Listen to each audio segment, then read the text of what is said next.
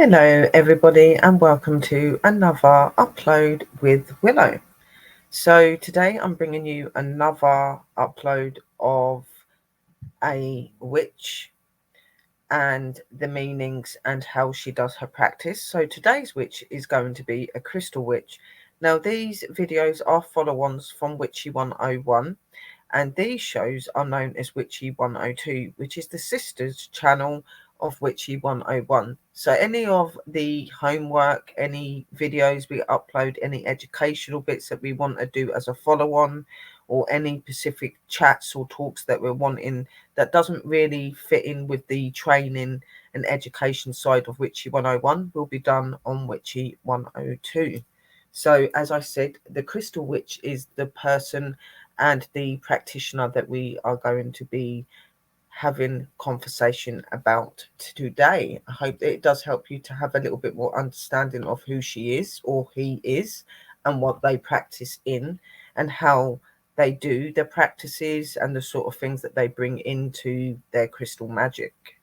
Now, as I say in all of my videos, you can have a certain criteria that you stick to that is your main, but there are always other elements of magic that some witches will bring into their practice. So, for instance, you could be a crystal witch, but have elements of a garden witch, a moon witch. You could be solitary. You could be somebody that's known as an eclectic witch, but really does use the cooperations of crystals more than anything. So you can be anything that you desire and wish to be. So I will be getting on with the show in a minute. Obviously, I will turn off the camera so that I can put some nice little pictures up for you, and I will get straight into the educational side of understanding about crystal witches. And maybe this is a path that you're really into. Maybe you really love crystals and you like working with them. Maybe you've got a very good connection. This could all be very much a sign that you could possibly be a crystal witch yourself. So let's not hold you up anymore, guys, and let's get on. And a merry meet and blessings to you all. And I hope that you're all well and bless me. And let's start.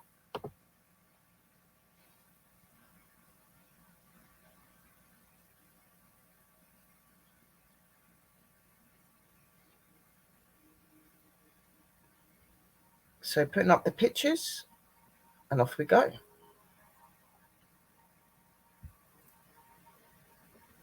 So first, and the most important thing that I like to point out to all of you, that all witches and spiritual practitioners have their own way and dedication to their craft and art that they perform.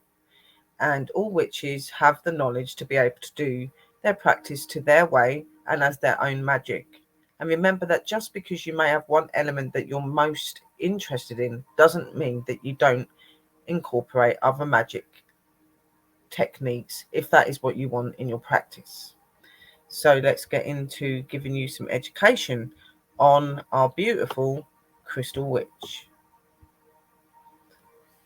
So, crystal witches and their magical craft, and a merry meet to your angels. Here is some information on being a crystal witch and some info to help you on how to charge your crystals, information about how to make your magic grow. There is info all about crystal correspondences. So let's take a deeper look at crystals and the magic, and let's start, my lovelies. Crystals have always fascinated witches, spiritual practitioners, and humanity. It is said that you should carry your crystals in your pockets and touch them on a regular basis every day to bring the connection of yours and their energy together. Crystals have strong energy and are used for many different reasons and purposes. So education and studying and understanding about crystals is very vital if you're wanting to become a crystal witch. You need to know their purposes, their standards, what they work in, sort of things that they relate to, you know, all the way through to you doing your meditations, doing your cleansings, blessings, things like that. If you're somebody that is a crystal witch, then most of your practitioner work and you looking after yourself would be done through forms of crystals and salts and stuff like that. There are many different techniques that over the years we use that are actually related to forms of witchcraft that we wouldn't have come to realize. And some of them can be just something such as placing your crystals in the sunlight means you are cleansing and charging them. Somebody may have bought crystals in the past and hasn't really looked at themselves as a spiritual practitioner, but do these very elements, which shows that you do have these techniques and understanding of the craft to an extent, and that the craft is in everything. Also, by touching or carrying them with you, you are working with the energies of the crystal to help soothe or energize them and yourself and other things around you. It's amazing how most of us are naturally inclined to do certain things in younger life, which we'll come to relearn to do as adults. It's interesting, wouldn't you say? And it is. We incorporate a lot of things that we wouldn't have put to be in witchcraft, but now being those practitioners and being in those workings, or somebody thinking of coming into those workings in that way, you come to realize that you've used a lot of these elements all through your life. And as I said, magic and the forms of what is believed to be witchcraft is in everything and everywhere in our world. They even say that humanity has always had a fascination with crystals, from the ancient Egypts, who wore them as gemstone jewelry and carried them as amulets made from crystals, to the Romans, who named certain crystals after qualities they were thought to possess. By the time crystals land in your hand, it has probably already lived an incredibly diverse and storied existence. Maybe the crystals you hold was passed down from a mother to daughter for many generations and centuries. Maybe it lay deep inside a fiery volcano for thousands of years. Perhaps it moved up and down streams and waters and rivers and even to the sea.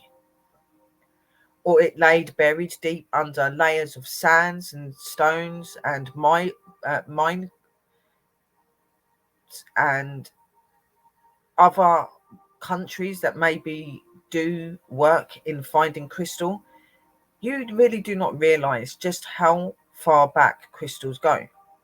Crystals have been known to be here and existed even before man was able to walk on this planet. So you can imagine some of the energies of these crystals and the stories and things that they've gone through time.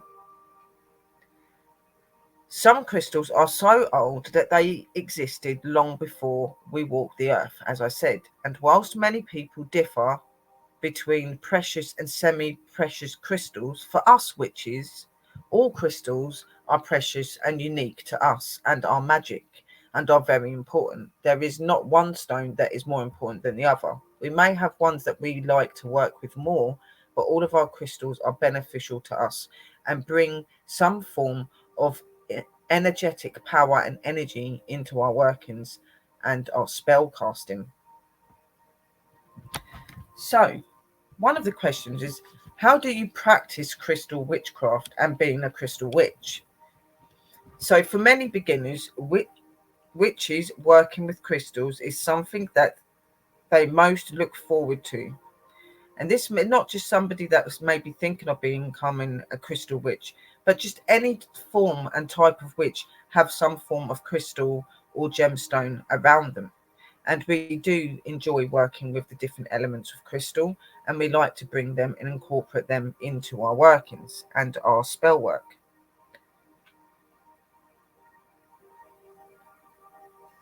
Working with crystals is something that most look forward to, and I can understand why. The beauty and the energy embodied by crystals make them a wonderful starting place for rituals, energy works, and for spells. Working with crystal magic can be incredibly inspiring and enriching and enchanting for your practice, regardless of whether you are a beginner witch or maybe a practitioner that has practiced for many years and has many years of magic under your belt.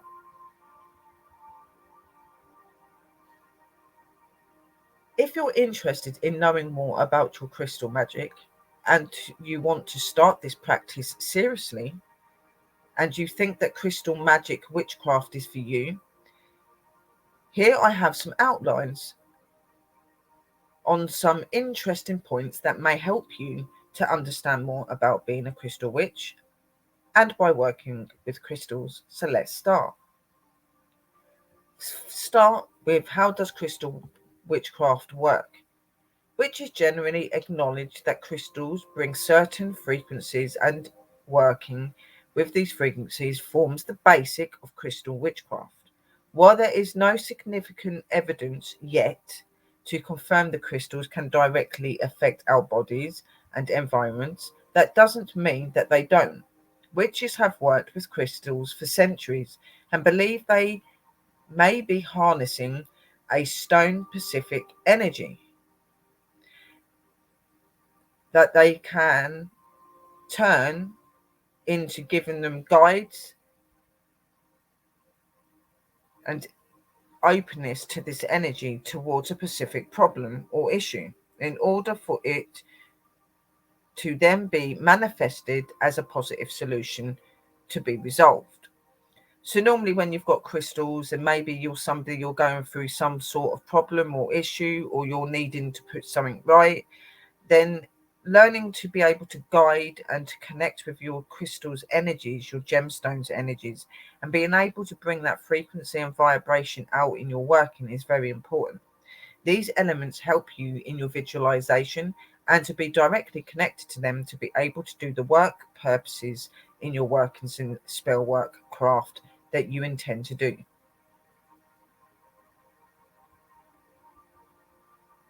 One of the important notes, crystals are in no way a replacement for modern medicine and should not be relied upon to cure a health problem. Always consult a medical professional for any health related issues, please. It's very important to specify that and make that very clear, that anything that we do for you, whether it's herbal, crystals, or anything that we use to you to help you in everyday general life, is not a cure to any psychological or personal illness that you may have.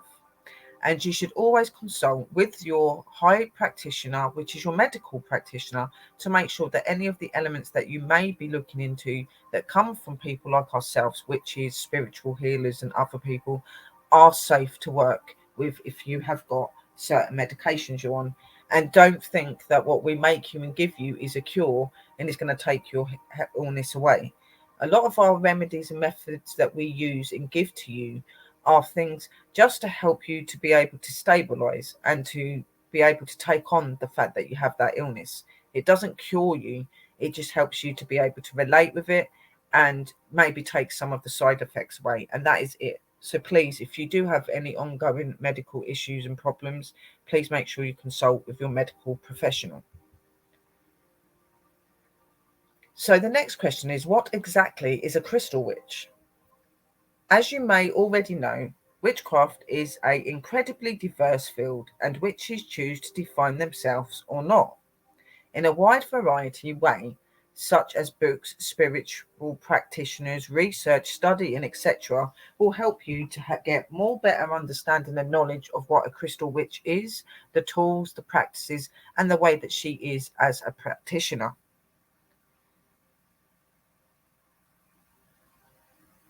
A crystal witch is generally a witch who has decided to focus his or her craft on crystal witchcraft and crystal magic. This means that a crystal witch will generally possess wide-ranged knowledge about crystals and the qualities that each crystal brings in magic. He or she might choose to work with crystals in these following ways. So below I have listed some of the things that they may use in their practices and ways that a crystal witch would normally perform.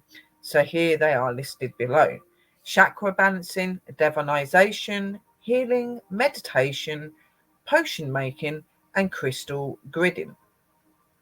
These are some of the forms that crystal witches very much use in their magical practice, along with their normal practices where they do cast spells and rituals, also using obviously certain herbs and other things as well. But these are some of the elements that crystal witches are very known to use a lot.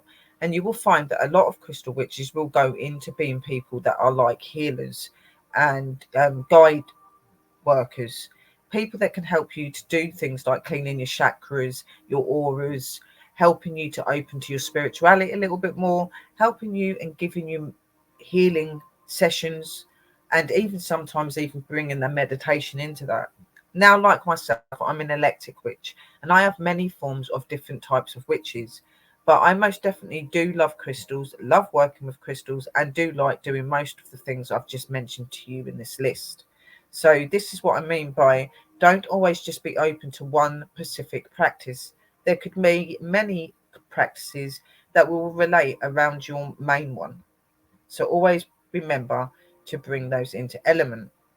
Obviously, your potion making as well. You can make certain potions and energies that you can use in herbs and put into your cauldrons. You can put them onto candles.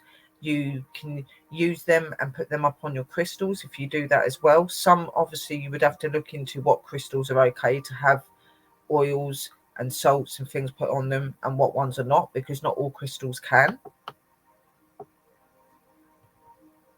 So it's very important to remember that becoming open in any area of witchcraft takes time and patience. Learning to become a crystal witch requires a witch to dedicate her or himself to truly understanding the world of crystals, something that can take years of practice. Always remember to not beat yourself up if you feel like something is not moving along or getting where it needs to be at the start when you do this. Just stay focused and keep working with the stones until the language begins to reveal itself to you, till you start to have that understanding, that connection, and that opening with your crystals.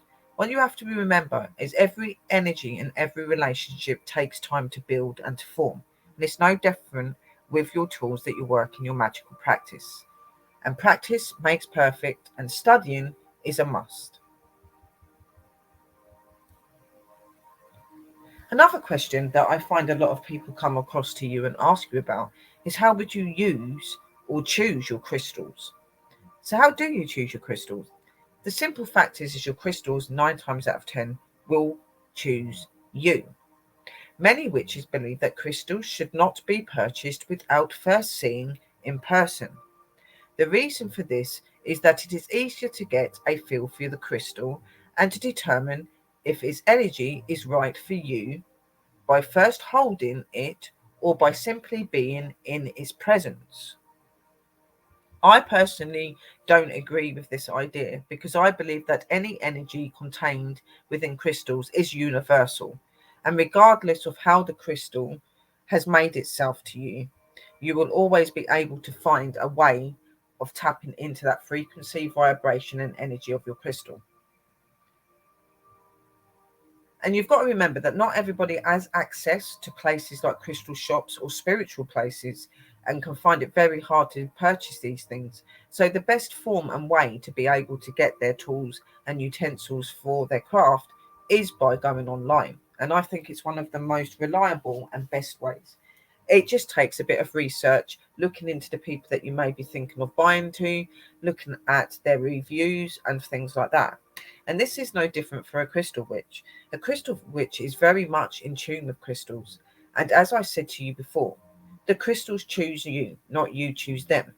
If you have a specific pull towards that crystal or that tool, and it seems to not let you go, or you go past it but you keep going back to it, then the high chances is that crystal is for you, just as that tool would be. Remember, either way, before purchasing a crystal, you should first research what sort of crystal you need. If you need help discovering what crystal corresponds to which qualities, you can also do that through research and study by looking into books, learning from other spiritual practitioners who are educated in all things crystal. There are many ways and forms that you can look and be educated so that you can do your working correctly. Another thing that's very important to remember is you don't have to spend hundreds of pounds on large sized crystals. A small crystal will just be as effective.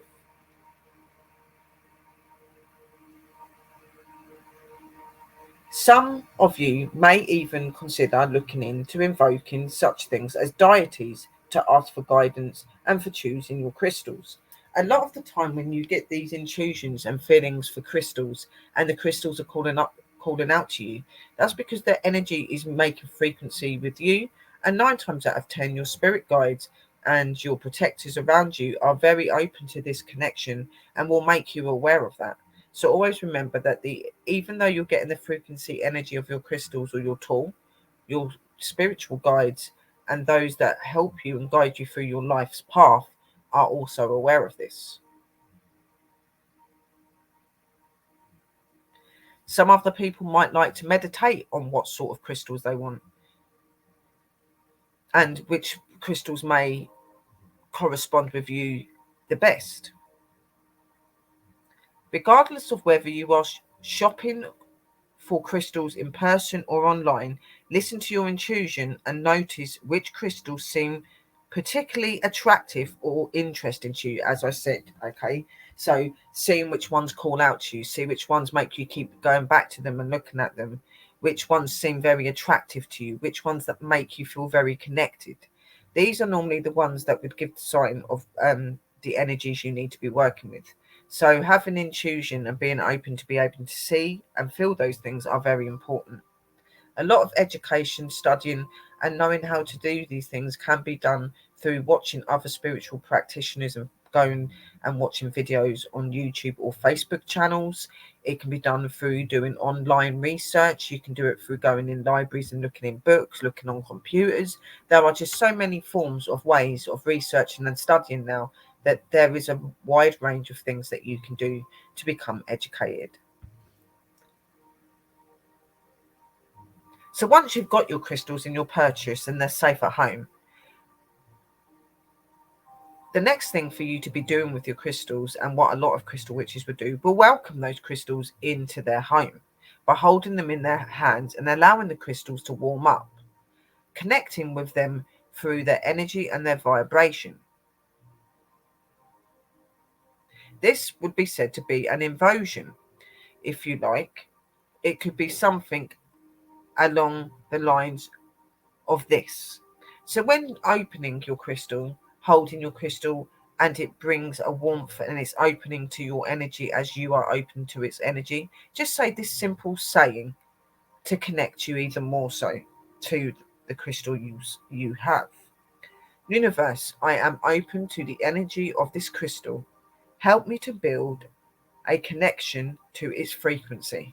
So might it be. Amen. See, whatever you wish to say, guys.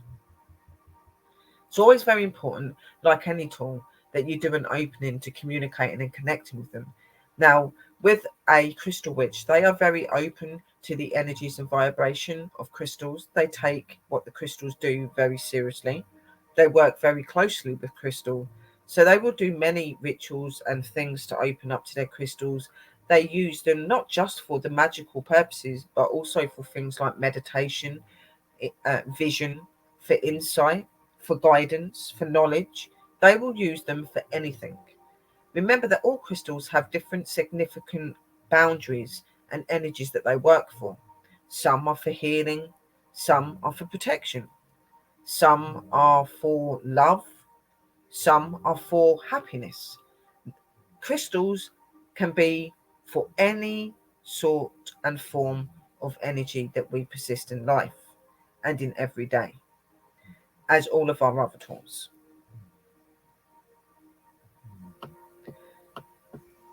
So, another thing with being a crystal witch is also being able to learn on how to repair and be prepared for your crystal magic. Okay, so it's always important to make sure that you're prepared, your crystals, any of your tools that you're bringing into this practice is open and ready for you to work with. Before working with any of your crystals, it's super important that they are cleansed and charged. You can find detailed instructions on how to do so online, in books, by talking to other practitioners and watching educational videos.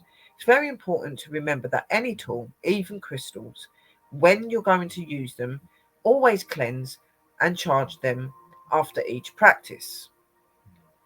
The charging can be done on the 3 moons and the 3 suns, the full sun and the full moons. They can also be charged with things like sage, Palo Santo wood, and different salts.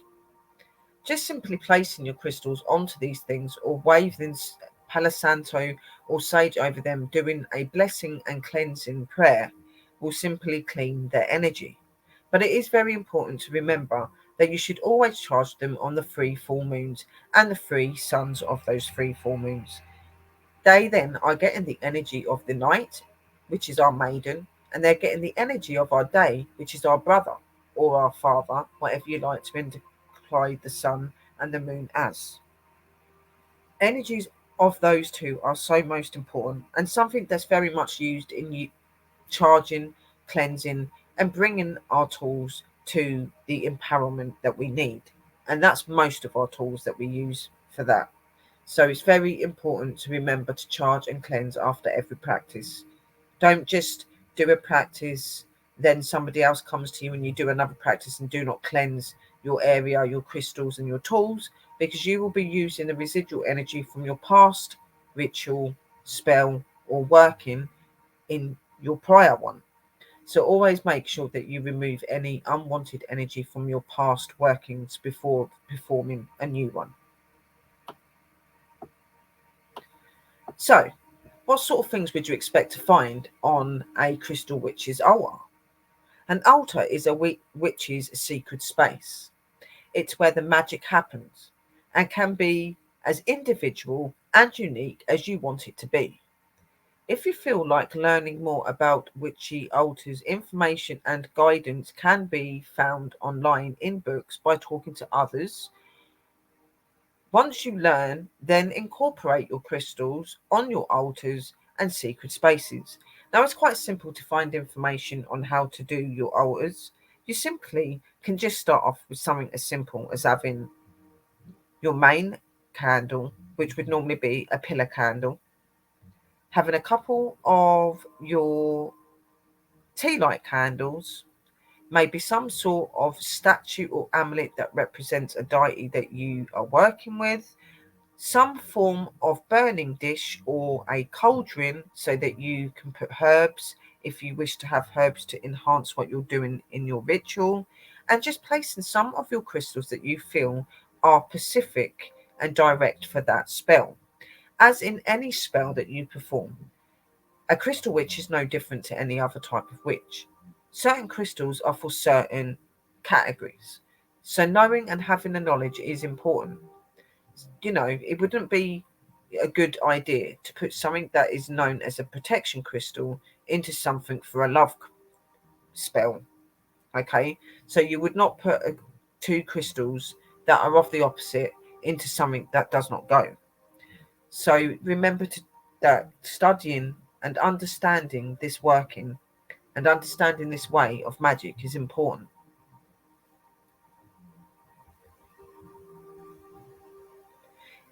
Some people will recommend you not to having more than 2 crystals on your altar at one point, unless you specifically need more for your rituals and your spells.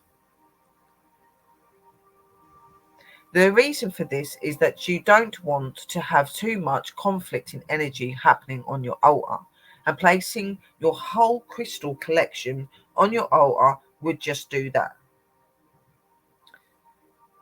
It's a better practice if you store your cleansed and charged crystals in a special place reserved only for them, so that you can easily find and bring them within your spell work or workings when they're needed. It's very important to always remember to have specific places and bags and things to put your crystals in, or a special box, always keeping them away from where residual and unfound energy can actually get to them. Always remember that even when you have put your crystals away in boxes or special sleeves or anything that you put them in, always make sure that when you get them out the next day to use them, that you do cleanse them with sages and Palo Santo woods or salts, because they will still hold a residual energy of your home. Okay, it's very important and very specific that I say this to you, and specify how important it is to always charge, cleanse your tools, and that includes your crystals. So what do you think that you would find in a Crystal Witch's kit? Below, I've listed you some things that you would expect to find in a Crystal Witch's toolkit. So if you are serious about crystal witchcraft, you might like to invest in a crystal magic toolkit to help you enrich and empower your magical practice to your level. Here is some bits that I have listed below. Things the kit may contain. So a lot of crystal witches will have things such as candles, both coloured and white. They will have different types of essential oils to anoint your candles when you are doing your magical practices. They will have one or some specific special boxes or cases to store the crystals in to keep them safe and keep them out of problems of any everyday life. They are known to use different types of salts, useful for cleansing and for casting your secret circles. And sometimes salts are also used and incorporated in some of your rituals and spells. You will need a specific cloth which you can lay out your crystals on. And when you're not using your crystals, you can use the cloth to cover them and to keep them safe while doing the rest of your practice and your working. Then obviously the sun and the moon. It's very important to charge your crystals or any sort of tool on your full moons and in the power of the sun. This helps to empower and to cleanse your crystals, to open them, to balance them, and to help you to reconnect. What you need to remember that when working with crystals and become connected with crystals, you will always be connected to them and you will always be able to know and feel their vibration and way of working. You will know when they're at their full potential of working and when they may need to be cleansed, charged, empowered. You will learn these things about your tools. So it's very important, as I said, that you research and study into every element when it comes to coming into a witchcraft faith. It doesn't matter if you're somebody that works with herbs or you're somebody that works with crystals or you're somebody that works with the sea and the water. You need to know your elements that you're working with, their boundaries, their ways of practice, how they work, what they give in different aspects of magic, how the person and practitioner themselves live and work. For a lot of crystal witches, they will work solitary and not under other people. Their work is very much their own and open to their very own energy. These sorts of people will normally do their workings a lot from home or somewhere where a lot of crystals may be. Some of them do like to incorporate and do some of their practices and magical workings in such places as nature as well, where natural elements of stone and crystal can be as well. So I just thought I'd fill you in with that bit.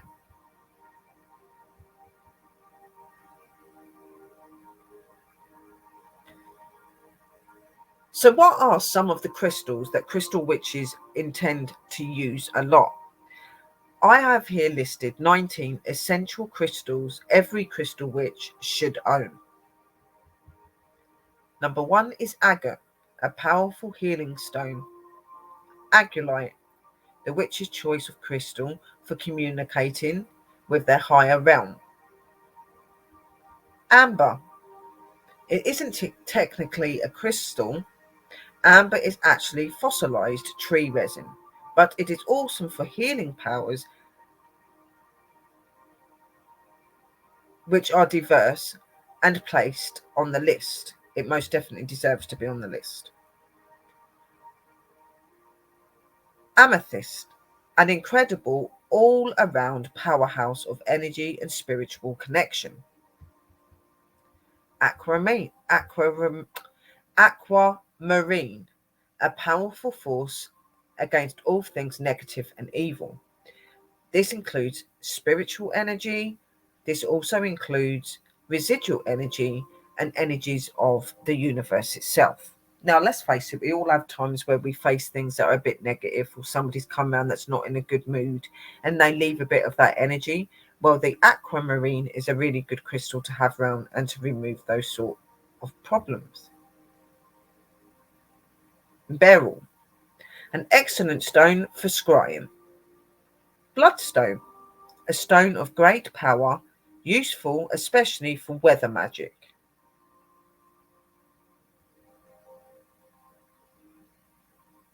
Sertraline, magical properties of rest and rejuvenation. Celestine, as the name implies, Celestine helps us to connect with divine powers. Citrine carries the power of the sun, our our father, brother, sun, whatever you like to call him. Fluorite, a powerful stone of protection and cleansing. Moldavite, an intensely powerful stone. Some people believe Moldavite is of extraterrestrial origin, meaning that these crystals would normally be something you would use through meditational states and when trying to communicate with extraterrestrial, which is a being of another realm. Then you have got Moonstone, a wonderful stone for expanding physic abilities. Also a really good stone to put out on your full moons and at any type of form of moon, just to give you that enhanced energy of our silver goddess, our maiden. Onyx, a stone that brings strength, protection, and removes negative energy. You have quartz, one of the most powerful stones when used magically. This is the white quartz. Then you have got rose quartz. This is known as the crystal of love. Tiger's eye, a crystal for repelling negativity. And it also brings a lot of positivity around you and makes you quite focused, I find. But as I said, like any tool, there may be certain crystals that are said to do one thing, but may radiate and bring something else into your practice. It's however your energy radiates with them at that time. And it's very important to remember that. Tourmaline, a witchy favourite for protection, magic, removal of negative and evil energy. A very good stone to have. Then you've got your turquoise, a beautifully protective stone. So it's very, very powerful and very good for protecting yourselves, your homes, and the people that you love. So these were 19 of the must-have crystals that crystal witches intend to have on them. As I said to you, any tool, like your herbs, your oils, your crystals, your feathers, they all have colours and tendencies that represent to other things, okay? And they have specific work ways that they work in, okay? But that doesn't mean that that energy is particularly just for that. You could pick something up and feel another energy from that also. So you go with your intuition and what you feel is right. You may find that you're going for a certain crystal and a certain herb, and then on the day of your practice, you pick up a completely different crystal and a completely different herb. That doesn't mean that you're wrong. That means that your guides are implying to you, and you in yourself are implying to you, that you feel that this technique would be better. Sometimes these reasons can happen for specific reasons of the person that maybe you're helping for as well. What you have to remember as a universal energy, our world is always forever changing, meaning our paths do also. So what may have been one way another day can change the next. So always just go by your intuition and how you think is right.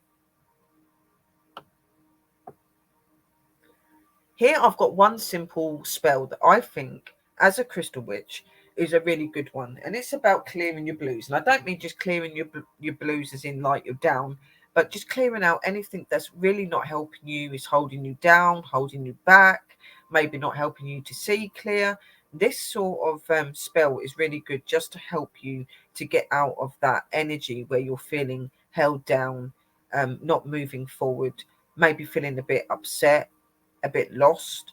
This is the type of spell that you could perform to help you to just lift yourself every day. It's true that everybody can feel a bit blue from time to time, and it is certainly nothing to be ashamed of, which it isn't. You can use a little spell to help lift your mood whenever you need a little magical boost or positive energy, and to give you that little uplift that you may need. It's very important to remember, being a spiritual practitioner, whether you're a witch, a shaman, a druid, or just a spiritual practitioner that likes to do forms of magic, it's always important to remember that you have to look after oneself first. If you're not in full equip for your work, and you're not in clear mind, and you're not in healthy body, sometimes this can affect your magical practices. So looking after yourself and cleansing yourselves and making sure that you connect to these natural elements that your tools do is important also. So things like the sun and the moon. Always stand out and charge yourself as well as your crystals. Always give your thanks. You can use the Palo Santo woods and sages to cleanse over yourself to remove any unwanted energy. You are a tool yourself, and remember that. You are open to frequency, vibration, and energy, and you are working with such tools that give you that energy. So it's very important to always remember to keep yourself just as safe as your tools. So as I said to you, from time to time, anybody can feel blue, and it isn't anything to be ashamed of. And you can use this spell to just give you a bit of an uplift, a positive energy, and to just help you to feel more boosted and more positive.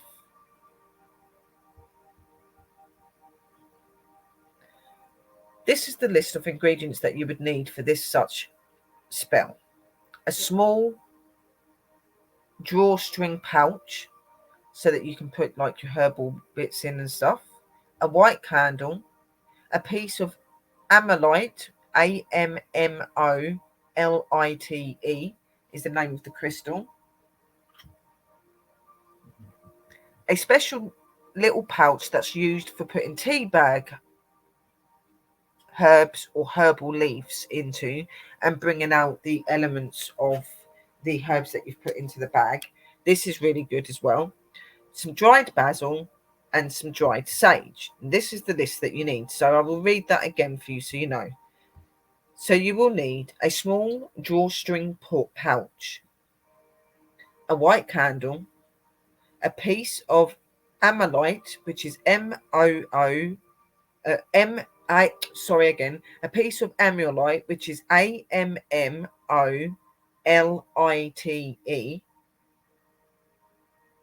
a pouch for a tea bag so that you put your herbs in or your herbal leaves in, and you will need these two herbs, dried basil and your dried sage.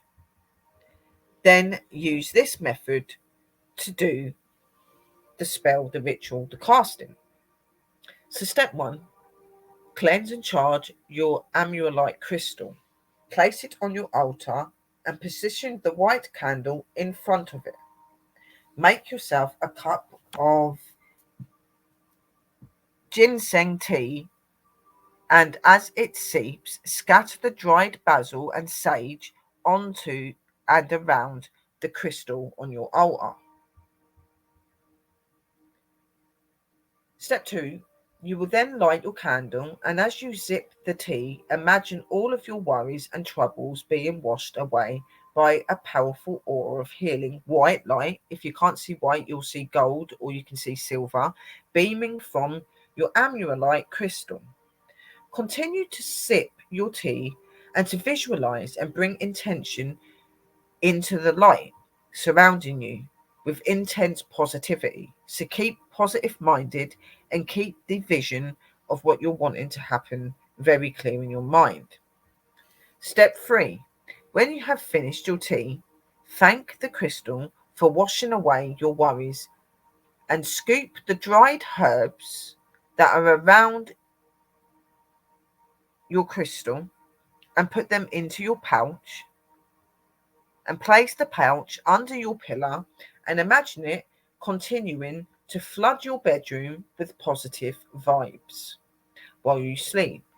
You should feel your mood lift within a few days of working this spell. So just follow these instructions. So you simply first just set up your altar putting out your crystals after cleansing and charging it. Place it onto your altar and place your white candle in front of the stone. Make yourself a ginseng tea and let it steep. And while it's steeping, scatter your dried basil and sage around your crystal on your altar. Your step 2 will be to light your candle while sipping your tea and imagine all of your worries and troubles being washed away through an aura of healing light that may be white, silver, or gold. Imagine that light coming from your amulite crystal. Continue to drink and sip the tea and start to visualize the light surrounding you with the intense positivity and good energy that you need. And visualize that crystal and that light giving you that positive energy and removing all of the negative energy and unwanted energy you don't want. Then step 3 will come. So once you've finished your tea, you will thank the crystal for washing away your worries. Then you will scoop the dried herbs that go around the crystal and put them into your pouch. And you will place the pouch under your pillow and imagine it continuing to flood your bedroom with that positive and powerful uplifting vibe of energy while you're sleeping. And after a couple of days, you should be able to feel the effects of the spell as you've casted it over the few days, removing all of the negative energy, and you will notice your energy and mood changing and you becoming more positive. So I hope that you found this information about the Crystal Witch very, very interesting and very eye-opening. Crystal witches are quite difficult to talk about because it's not really a particular way that they act. It's more of a practice, and they just take the name because they work with crystals. So particularly as a crystal witch, what you need to be able to do is have an understanding about the different types of crystals and gemstones and things that you're going to be working with, what their properties are in the crafts, the energies that they hold, learning how you cleanse and bless them and protect them, how you connect with them. Also, on top of that, researching and studying other elements and tools that you bring into it, such as your herbs, your oils, and things like that. A lot of crystal witches very much so use oils and use different herbs into their magic as well, and just place their crystals upon them and use them and influence them through the magic. So just having knowledge and basic understanding of how to keep your tools protected and empowered and their different properties, and how to keep yourself protected and safe as well, is very important. That's why I say research and study is very important, and practice makes perfect. Don't rush your path. It will come to you at the rate that it needs to. At this moment, the key purpose of you being here is to learn what path that you're having, to walk that path comfortably, to learn, educate yourself, and understand all that you're taking on before you do it fully. Any type of witch coming into the practice needs to realize that when they do walk into this practice and they start to work, that you have to be fully connected and fully in. If you are not, you can find certain things in life can affect you and not quite go to plan because you're not connecting with that energy properly. So if you are thinking of coming into the craft, come into the craft because you've got a purpose and because you know that's something that's going to be good for you. Be prepared to do the work and to do the study. Don't rush what you're doing. Take your time. Doesn't matter if it takes years for you to get to your path and to get where you want to. What's important is that you're practicing and doing your workings correctly for yourself and for others. Because a lot of your work will resolve around helping other people, helping your own energies and helping energies of our universe and our world. The last thing you want to be doing is putting something negative and something that's not good into those things. So having clear understanding, research and studying will have you become knowledgeable of your practice, you will become your most professional in your practice. And remember that your magic is your own. You can have guidance and people to show and tell you things, but in the end, you'll take elements of that and make your magic yourself. That's the whole point of being a witch, is having your own personality and your own trait and your own way. So I hope that you have enjoyed this video about the Crystal Witch. And if you think that being a Crystal Witch is your path and that you would enjoy doing so, and the other elements and things you can bring into working with crystals also, then please feel free to continue your studying and your education. And if you're thinking of bringing other elements of magic into it, that's fine as well. But just as I say, research, study, and practice. So, my angels, I hope this has given you all that you need into the wonderful world of crystal witches and their craft. I hope this has inspired you to try out a few new things in your practice of your craft. Remember, all that is important is research, study, practice, and belief in yourself. Ask for help if you need it. Don't be scared to not ask for help. We are here to guide you and to make sure that you do your practices safely and correctly. You have many places to look into for studying and research to help yourself, as I have mentioned in the paragraphs that I've read to you today. These elements will help you to become more understanding of your craft and how you need to act as a practitioner. And this will help you to get started on your path.